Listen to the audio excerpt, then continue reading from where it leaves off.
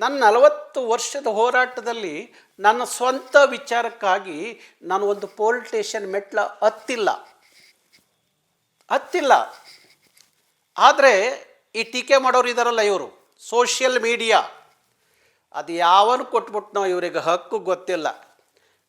ಒಂದು ಕೈಯಲ್ಲಿ ಮೊಬೈಲ್ ಇದ್ದರೆ ಸಾಕು ಅಂತ ಹೇಳಿ ಯಾರನ್ನು ಬೇಕಾದರೂ ಟೀಕೆ ಮಾಡ್ಬೋದು, ಯಾರನ್ನು ಬೇಕಾದರೂ ಅವಮಾನ ಮಾಡ್ಬೋದು, ಯಾರ ಮೇಲೆ ಬೇಕಾದರೂ ಇಲ್ಲ ಸಲ್ಲದ ಮಾತುಗಳನ್ನು ಬರೀಬೋದು, ಪೋಸ್ಟ್ರ್ ಹಾಕ್ಬೋದು ಅನ್ನುವ ಕೆಟ್ಟ ಪ್ರವೃತ್ತಿ ಇದೆಯಲ್ಲ.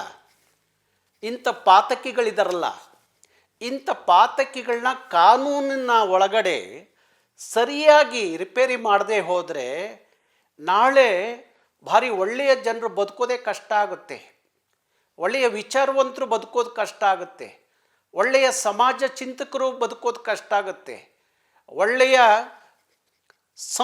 ಸಂಸ್ಕೃತಿ ಆಚಾರ ವಿಚಾರ ಇರೋರು ಬದುಕೋದು ಕಷ್ಟ ಆಗುತ್ತೆ. ಯಾಕೆಂದರೆ ಇವರು 100 ಸುಳ್ಳು ಹೇಳಿ 1 ನಿಜ ಮಾಡಲಿಕ್ಕೆ ಹೊರಡುವಂಥ ಪರಮ ಮೂರ್ಖರು ಇವರು.